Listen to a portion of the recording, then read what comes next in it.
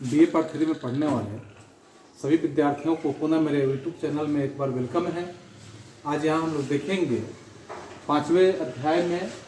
बंगाल में अंग्रेजी सत्ता की स्थापना किस प्रकार से होती है।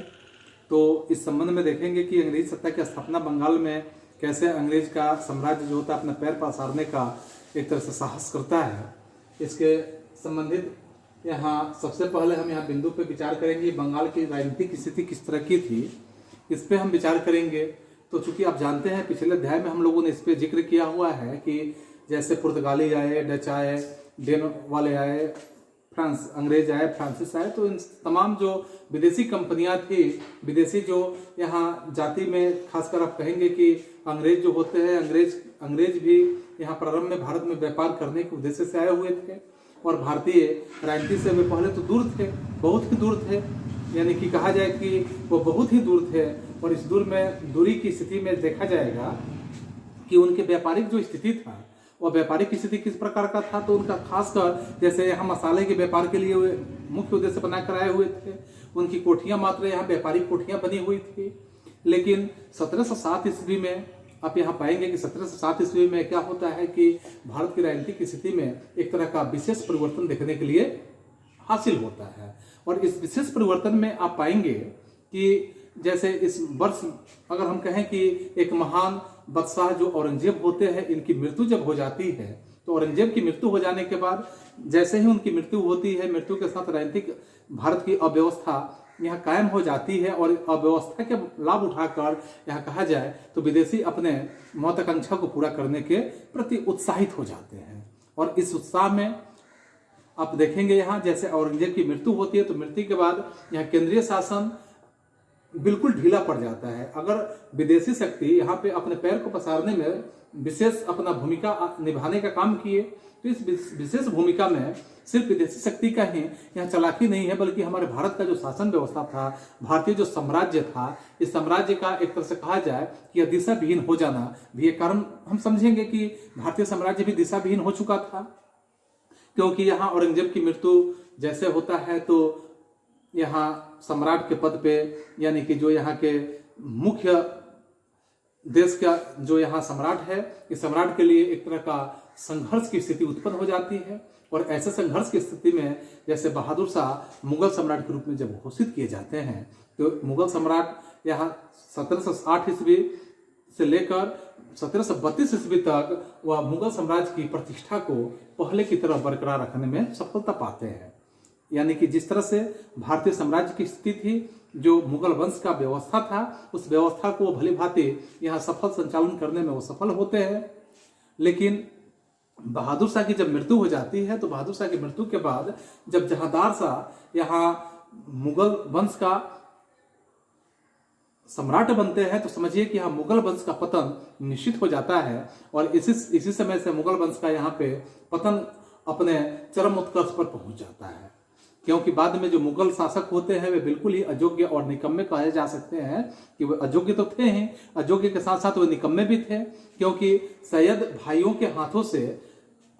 वे एक तरह के खिलौने बन चुके थे और मात्र खिलौने का इस्तेमाल इन लोगों का किया जाता था। केंद्रीय सत्ता जो थी, यह केंद्रीय सत्ता का जो दुर्बलता थी, इस दुर्बलता का लाभ उठाकर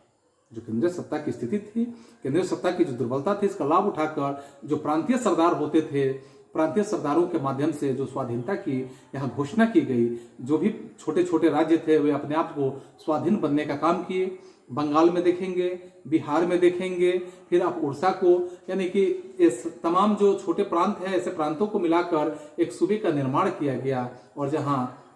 जाफर खां को बंगाल का नवाब बनाया गया। जाफर खां बंगाल का स्वयं नवाब बना।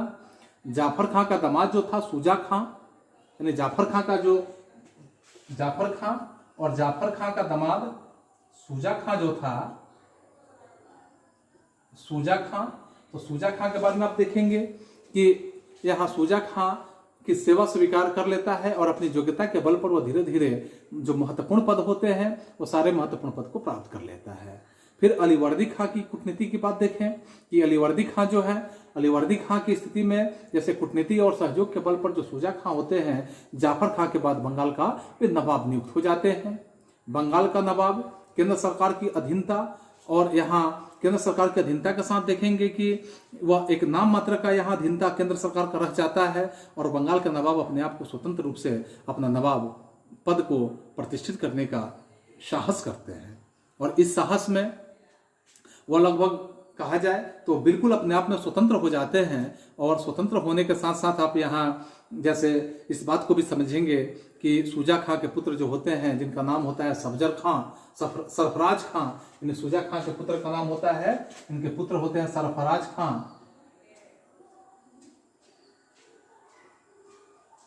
यह सूजा खां के पुत्र है सरफराज खां। तो यह सरफराज खां जो है कि माँ जिन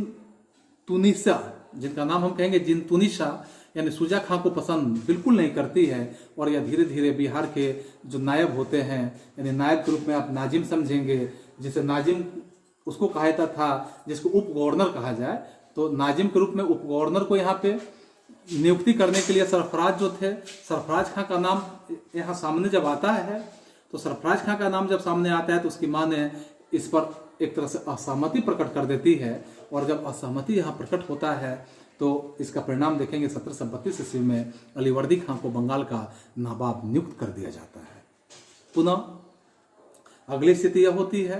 कि इस नियुक्ति के कुछ दिन के पूर्व अलीवर्दी खां की पुत्री जो होती है, अलीवर्दी खां की पुत्री जिसे आमीना बेगम कहा जाए, तो आमीना बेगम को एक पुत्र जब प्राप्त होता है जिसका नाम यहाँ मिर्जा मोहम्मद या सिराजुद्दौला के नाम से नाम रखा जाता है। मिर्जा मोहम्मद, जैसे एक प्रश्न आता है अक्सर कि सिराजुद्दौला का उपनाम क्या है, तो मिर्जा मोहम्मद है, या सिराजुद्दौला का दूसरा नाम क्या है, तो मिर्जा मोहम्मद है। तो मिर्जा मोहम्मद कहिए या सिराजुद्दौला कहिए, तो यह अमीना बेगम का पुत्र होता है सिराजुद्दौला। और अलीवर्दी खां की केवल 3 पुत्रियां ही रहती है। अलीवर्दी खां जो है उनकी 3 पुत्रियां हैं। जो बालक का जन्म अलीवर्दी खां के भाग्योदय का एक तरह से सूचक के रूप में समझा जाता है कि यह बालक का जन्म या राज्य का एक तरह का सूचक बन जाता है। और स्नेहवश कहा जाए कि अलीवर्दी खां ने उसे अपना उत्तराधिकारी मनोनीत करने का काम कर लेते हैं। फिर यहाँ बिहार के बागी जो प्रांत होते हैं, यानी कि जो भी बागी प्रांत हैं, इस प्रांत में शांति और सुव्यवस्था कायम करने के लिए अलीवर्दी खां अपने धाक जमा लेने में सफलता हासिल करते हैं। भोजपुर देखेंगे, टेकारी देखेंगे, चकबार देखेंगे, बेतिया देखेंगे, तिरहुत देखेंगे, आदि जो क्षेत्र होते हैं यह बिहार के महत्वपूर्ण क्षेत्र हैं। इस क्षेत्र में जो शासक थे, शासकों का यानी शासकों का अंत यहाँ शासकों के रूप में शासकों को शांत करके अलीवर्दी खां ने उन सारे शासकों को अपना एक तरह का वे समर्थक बना लेने में काफ़ी सफलता हासिल करते हैं। फिर आप यहाँ पाएंगे इस संबंध में कि 1739 ईस्वी में स्थिति यह होता है कि सूजा खां की मृत्यु जब हो जाती है, तो सूजा खां की मृत्यु हो जाने के बाद जो नवाब सरफराज खां होते हैं या बना दिए जाते हैं। और सरफराज एक तरह से कहा जाए तो योग्य नवाब नहीं रह पाते हैं, क्योंकि उनमें योग्यता है नहीं। वह ज़्यादा से ज़्यादा अपनी ज़िंदगी भोग और विलास में व्यतीत करते हैं और भोग विलास की ज़िंदगी वह यापन करते हैं। जिसमें सरफराज खां के बारे में यह कहा जाए कि सरफराज खां ने अलीवर्दी खां के नाम, अलीवर्दी खां के जो यहाँ भाई थे हाजी अहमद को बिल्कुल तंग करके और अपमानित करने का वह हर संभव प्रयास करते रहते हैं। और इसका परिणाम यह देखने के लिए मिलेगा, यह परिणाम समझ में आएगा कि अहमद जो हाजी अहमद हैं और हाजी अहमद के साथ अलीवर्दी खां हैं, दोनों उनके बहुत ही कड़े विरोधी के रूप में उत्पन्न हो जाते हैं, अर्थात बहुत बड़े विरोधी वे माने जाते हैं। और गिरिया का एक युद्ध होता है, जिस गिरिया के युद्ध में सरफराज की हत्या करके अलीवर्दी खां क्या करते हैं कि स्वयं बंगाल का नवाब अपने आप को स्वीकार कर लेते हैं, अपने आप को बंगाल का नवाब घोषित कर देते हैं। और इस तरह से मुगल साम्राज्य जो होता है नादिर शाह के आक्रमण के बाद, जब नादिर शाह का आक्रमण होता है तो आक्रमण के बाद राजनीतिक और आर्थिक दृष्टि से, राजनीतिक रूप से भी देखें, आर्थिक नज़र से भी जब इस पर प्रभाव डाले तो अत्यंत ही यह कमजोर अर्थात दुर्बल प्रतीत होने लगता है। और इसमें इतनी दुर्बलता आ जाती है कि इस दुर्बलता के साथ साथ अगर कहा जाए कि वह किसी भी ऐसे व्यक्ति को जो अधिक धनराशि सरकारी कोष में भेजने को तैयार हो जाता था, वह मान्यता दे देने का काम करते थे। और 1740 ईस्वी की घटना देखेंगे कि 1740 ईस्वी में अलीवर्दी खां ने बंगाल को, या बंगाल की जो सूबेदारी होती है, सूबेदारी को राजकीय जो आज्ञा पत्र होता है, ऐसे राजकीय आज्ञा पत्र प्राप्त कर लिया और उसी वर्ष अप्रैल 1740 ईस्वी में ही इसने क्या किया कि वह बंगाल का नवाब स्वयं, यानी बंगाल के नवाब के रूप में वह स्वीकार कर लिया गया। और 1740 से लेकर 1756 ईस्वी के समय के अगर हम स्थिति का जायजा लेते हैं, इसमें अलीवर्दी खां बंगाल के यहाँ नवाब बनते हैं। और इससे पहले उनसे,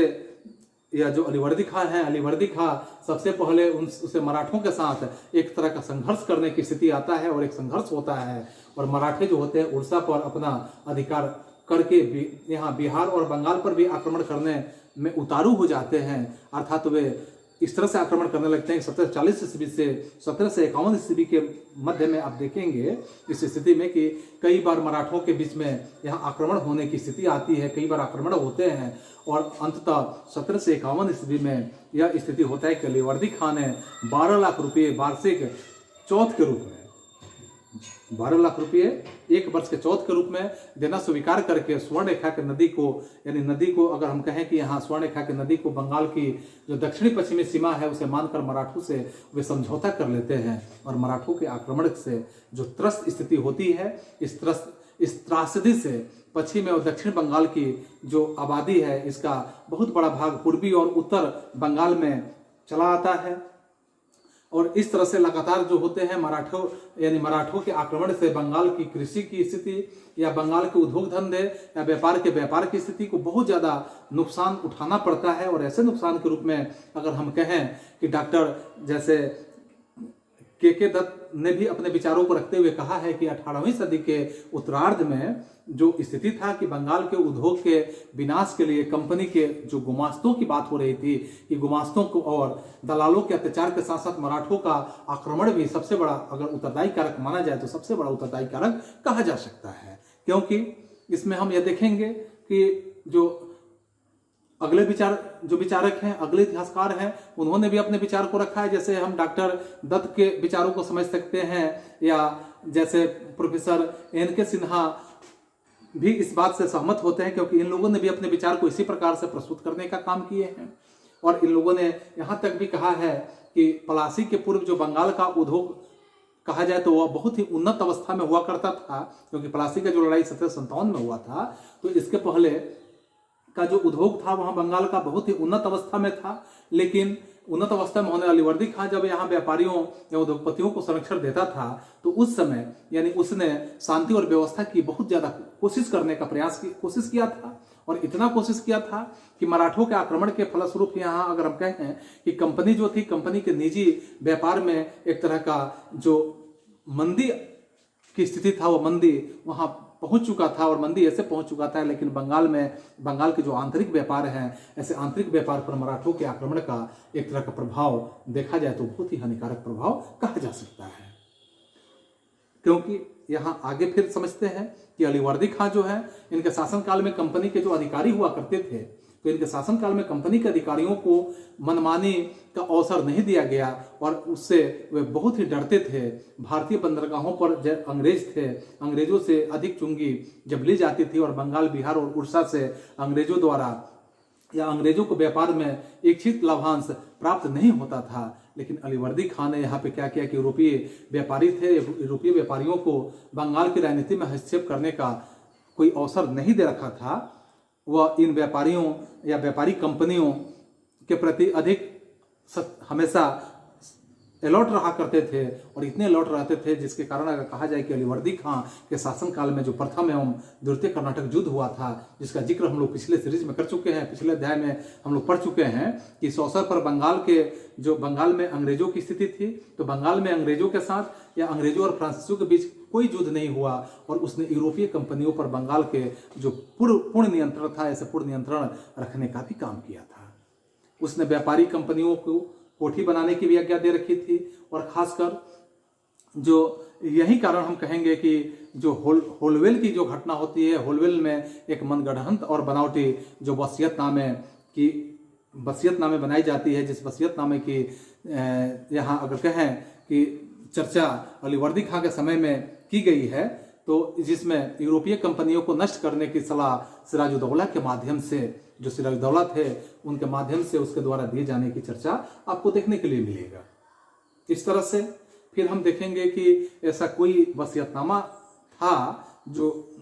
वसीयतनामा था या नहीं था, ये केवल होलवेल की जो फितूरी मस्तिष्क की अगर कही जाए तो एक तरह की फितूरी मस्तिष्क की एक उपज कही जा सकती है, इसके अलावा दूसरा कुछ उसमें नहीं था। क्योंकि अलीवर्दी खां की बढ़ती हुई जो शक्ति थी, इस शक्ति के प्रति चिंता प्रकट हो रही थी, और ऐसे चिंता प्रकट हो रही थी कि सिराजुद्दौला को उन्हें किला बनाने का, सेना रखने का, और ऐसे किला बनाने, सेना रखने और इसके साथ साथ आज्ञा न देने की सलाह अक्सर दी जाने लगी थी। खासकर अलीवर्दी खान ने यहाँ मराठों के साथ या जो संधि कर लिया था, इस संधि में यूरोपीय कंपनियों पर भी एक तरह से नियंत्रण रखने का काम किया गया, क्योंकि घर में बंगाल की गद्दी पर अधिकार करने के लिए परिवार के बीच जो शत्रुता यहाँ फैल चुकी थी, उस पर नियंत्रण रखना, उस बुढ़ापे में एक तरह से कहा जाए तो बुढ़ापे में यह उसके कंधे पे यह भार संभालना बड़ा ही मुश्किल और बहुत ही एक तरह से कहा जाए तो उसके लिए यह असंभव कार्य लगता था। अलीवर्दी खां की चूंकि 3 पुत्रियां थी और 3 पुत्रियां उसके दामाद, यानी 3 दामाद, जब 3 पुत्रियां होंगी 3 दामाद, और 3 दामाद क्रमशः ढाका, पूर्णिया और पटना के एक तरह के नवाब थे, छोटे नवाब के रूप में थे। एक ढाका में थे, एक पूर्णिया में थे और एक पटना में थे। अलीवर्दी खां के जीवन काल में उसके 3 दामादों की मृत्यु हो चुकी थी, और जब उसी के जीवन काल में उसके तीनों दामाद की मृत्यु हो चुकी थी तो बड़ी बेटी जो मेहरुनिसा थी, जिसे हम घसीटी बेगम भी कहते हैं, यानी अलीवर्दी खां की, यह प्रश्न अक्सर आता है कि जो बड़ी बेटी थी मेहरुनिसा, या इसका दूसरा नाम भी है घसीटी बेगम, स्वयं एक निसंतान के रूप में वह जीवन यापन कर रही थी, उसका कोई संतान ही नहीं था। दूसरी बेटी जो थी, तो दूसरी बेटी के पुत्र का नाम यहाँ जो शौकत जंग था, जो पूर्णिया का एक नवाब वह बन चुका था। पूर्णिया जिला अभी आज के डेट में बरकरार है, वहाँ को नवाब था। घसीटी बेगम को ढाका के प्रभावशाली दीवान राजा राजवल्लभ का समर्थन भी मिला हुआ था, लेकिन घसीटी बेगम शौकत जंग का पक्ष लेना अक्सर चाहती थी, और यहाँ शौकत जंग का पक्ष लेने के साथ साथ अलीवर्दी खां की जो छोटी पुत्री थी अमीना बेगम, तो अमीना बेगम सिराजुद्दौला और मिर्जा मेहदी नामक 2 पुत्र उसके थे, जिसमें अलीवर्दी खां ने सिराजुद्दौला को अपना जब उत्तराधिकारी मनोनीत करना सुनिश्चित ही कर लिया, एक तरह से वह अपने मन में यह बात निश्चित कर लिया, तो यह निश्चित होने के साथ साथ शौकत जंग और घसीटी बेगम दोनों को सिराजुद्दौला का नवाब बनाना पसंद नहीं था, क्योंकि बंगाल के जो मनसब पर अधिकार के लिए षड्यंत्र का जो ताना बाना चल रहा था, जो एक तरह का षड्यंत्र उसमें रचा जा रहा था, इस षड्यंत्र में उसे अलीवर्दी खां का झरझर जो शरीर था इस षड्यंत्र को बर्दाश्त नहीं कर सका, और जिसका परिणाम हुआ कि अलीवर्दी खां 9 अप्रैल 1756 ईस्वी को 9 अप्रैल 1756 ईस्वी को उसे स्वर्ग तो जाना ही था, यानी उसकी मृत्यु हो गई। और अलीवर्दी खां के बारे में कहा जाए कि अलीवर्दी खां जो थे एक योग्य शासक के रूप में कहे जा सकते हैं, क्योंकि एक योग्य शासक थे। उसके समय में जो किसानों की हालात थी वह फ्रांस या जर्मनी के किसानों से बहुत ही अच्छी थी। मुर्शिदाबाद एक लंबा चौड़ा आबाद, और कहा जाए कि आबाद के साथ साथ वह समृद्ध शहर के रूप में जाना जा सकता है। हिंदू और मुसलमानों के प्रति अलीवर्दी खां का व्यवहार जो था वह बहुत ही एक तरह से कहा जाए कि संतुलित रूप में था, तो अच्छे संतुलित अवस्था में था। और उस समय की फिर बातें की जाए कि अधिकतर जो रियासतें थी भारत में, वह ज़्यादातर रियासतें हिंदू शासकों के हाथों में थी, यानी हिंदू राजा जो थे उन्हीं लोगों के हाथों में ज़्यादा रियासतें थी। या जो सम्राट का यहाँ पद था, तो सम्राट के जो यहाँ दरबार होते थे, इस दरबार में ज़्यादा से ज़्यादा हिंदुओं को ही महत्व दिया जाता था और हिंदुओं को ही नियुक्त किया जाता था। इसी संबंध में यहाँ एक इतिहासकार जिसे एस.सी. हिल कहा जाता है, उनके अनुसार अगर कहा जाए, एस.सी. हिल के अनुसार तो कहा जाए तो देश के व्यापार और जो दस्तकारियाँ थी, तो व्यापार और दस्तकारियाँ करीब करीब सब हिंदुओं के हाथ में परिपूर्ण थी, हिंदुओं के हाथ में ही यह सक्षम थी। क्योंकि अलीवर्दी खां के पास जो 40 रुपये का खजाना था, यानी 40 करोड़ रुपये, तो 40 करोड़ रुपये का यह खजाना जो था, यहाँ बंगाल का प्रांत जो था समुद्र की ओर से खुला हुआ था, और जब समुद्र की तरफ से खुला था तो उसके पास नौसेना थी भी नहीं, और समुद्र से वो खुला हुआ इस स्थिति में था। बंगाल एक उपजाऊ और कहा जाए कि धनवान क्षेत्र के रूप में जाना जाता था, और धनवान और उपजाऊ क्षेत्र होने के कारण विदेशियों के प्रवेश के लिए बंगाल का दरवाजा अगर कहा जाए तो वह हमेशा के लिए एक तरह से खुला हुआ स्थिति में था। फिर यहाँ हम देखेंगे कि सिराजुद्दौला का नवाब बनने की जो स्थिति होती है, कि सिराजुद्दौला जब नवाब बनता है, सिराजुद्दौला का नवाब बनना, तो सिराजुद्दौला जब नवाब बनता है तो नवाब बनने की स्थिति में अगर यहाँ देखते हैं कि अलीवर्दी खां, तो अलीवर्दी खां की मृत्यु के बाद सिराजुद्दौला जब 34 वर्ष की उम्र में थे, तो उसी 34 वर्ष की उम्र में यानी कि कम आयु की में बंगाल के वे शासक बन गए। और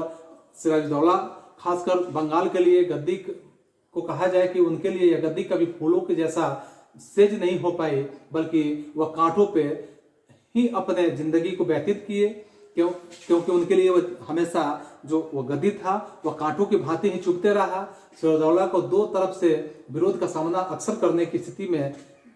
लगा रहना पड़ता था। यह दो तरह की स्थिति इस प्रकार की थी, जिसमें अगर कहा जाए कि एक विरोध था आंतरिक यहाँ शक्तियों द्वारा संगठित रूप से किया जा रहा था, और दूसरा विरोध जो था वह विदेशी लोग यहाँ भारत में अपने अस्तित्व को कायम करने के लिए कर रहे थे। यह दोनों विरोधों का सामना अकेले यहाँ सिराजुद्दौला करने की स्थिति में इसलिए कहा जाता है कि उसके लिए यह गद्दी कभी फूलों का सेज नहीं हुआ। जैसे बंगाल षड्यंत्र का एक केंद्र बन चुका था, वहाँ हमेशा षड्यंत्र ही षड्यंत्र चल रहा था। षड्यंत्र के माध्यम से ही बंगाल, बिहार और उड़ीसा में जो है यहाँ अंग्रेजी कंपनी अपना प्रभाव बढ़ा चढ़ाकर यहाँ साम्राज्य कायम करने में सफलता भी बाद में चल के हासिल की। आंतरिक अगर हम यहाँ विरोध का सामना की स्थिति समझे तो सिराजुद्दौला के लिए आंतरिक विद्रोह की जो सामना थी, यह सामना किस प्रकार का था कि सबसे पहले वह आंतरिक विरोध का सामना करना उसे पड़ा, क्योंकि पूर्णिया का शासक जो थे शौकत जंग, इस शौकत जंग के गद्दी का वह उसी गद्दी का दावेदार था, और घसीटी बेगम के को स्वयं जब पुत्र नहीं था तो उसने सिराजुद्दौला के छोटे भाई जो मुरादुद्दौला थे, उस मुरादुद्दौला को गोद ले लिया था। लेकिन मुरादुद्दौला की जब मृत्यु हो जाती है तो मृत्यु के बाद वह शौकत जंग का पक्ष लेना शुरू कर देती है। और ऐसे स्थिति में आप पाएंगे यहाँ कि जब वो पक्ष लेती है तो घसीटी बेगम की सहायता यहाँ दीवान राजबल्लभ निश्चित रूप से कर रहे थे, और दीवान जो राजबल्लभ थे वो राजबल्लभ जब इसकी सहायता घसीटी बेगम की सहायता कर रहे थे, तो वैसे परिस्थिति में आप देखेंगे कि अलीवर्दी खां का जीजा जो था यानी उसका बहनोई, तो अलीवर्दी खां का जो बहनोई था मीर जाफर, वो स्वयं अपने आप में वह नवाब के लायक योग्य समझता था, वह स्वयं नवाब बनना चाह रहा था। और ऐसे व्यक्ति की अगर हम यहाँ चर्चा कर रहे हैं कि ऐसे व्यक्ति का समर्थन करना वह चाहता था जिसके नाम पर वो स्वयं एक तरह का शासक बन सके। ऐसी स्थिति में सिराजुद्दौला के पहले घर की फूट को ही यहाँ संभालना सबसे ज्यादा उपयुक्त लगता था, क्योंकि घर के अंदर जो फूट पड़ी हुई थी, इस फूट को दूर करना सिराजुद्दौला के लिए सबसे प्रथम कर्तव्य था, और इस कर्तव्य में अगर वो पीछे छूटता तो उसके साथ विश्वासघात भी हो सकता था। आंतरिक विद्रोह के पहल करने का काम जो था यहाँ घसीटी बेगम ने काम किया, और उसने शौकत जंग को मुर्शिदाबाद पर आक्रमण करने का निमंत्रण दे दिया। और जब सिराजुद्दौला ने सबसे पहले घसीटी बेगम से निपटारा, अपने आप को निपटना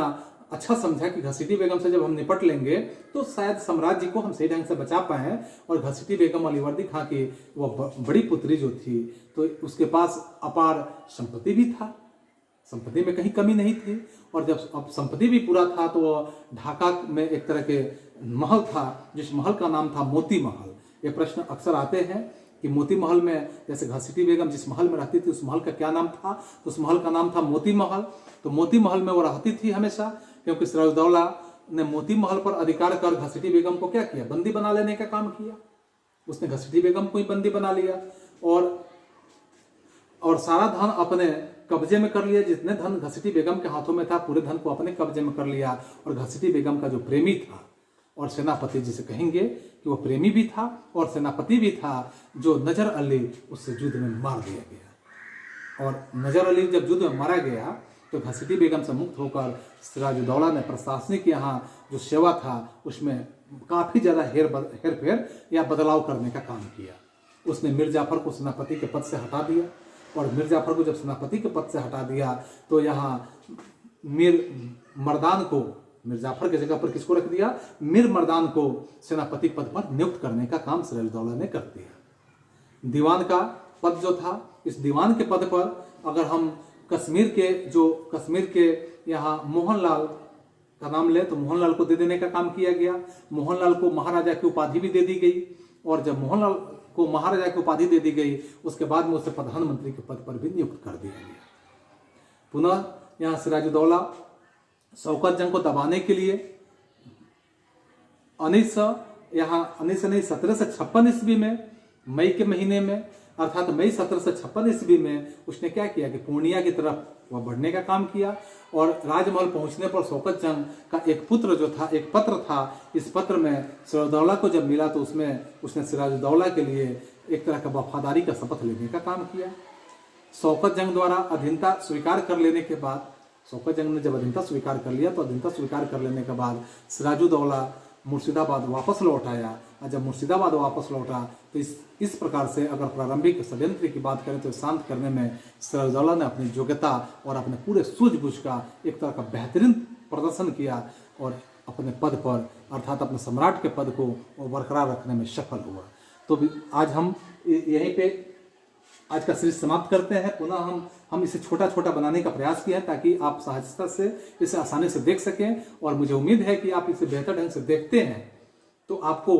प्रतियोगी परीक्षाओं में, अर्थात आप किसी भी तरह के जो हाई लेवल के भी आप एग्जाम तैयारी कर रहे हैं उसमें भी आपको इन तमाम बातों की बेहद जानकारियाँ जरूरी होगी। और इन जरूरी को ध्यान में रखते हुए ही हम सिर्फ क्लास के लिए नहीं बल्कि क्लास के साथ साथ आपके प्रतियोगिता को भी ध्यान में रखते हुए इन तमाम बातों को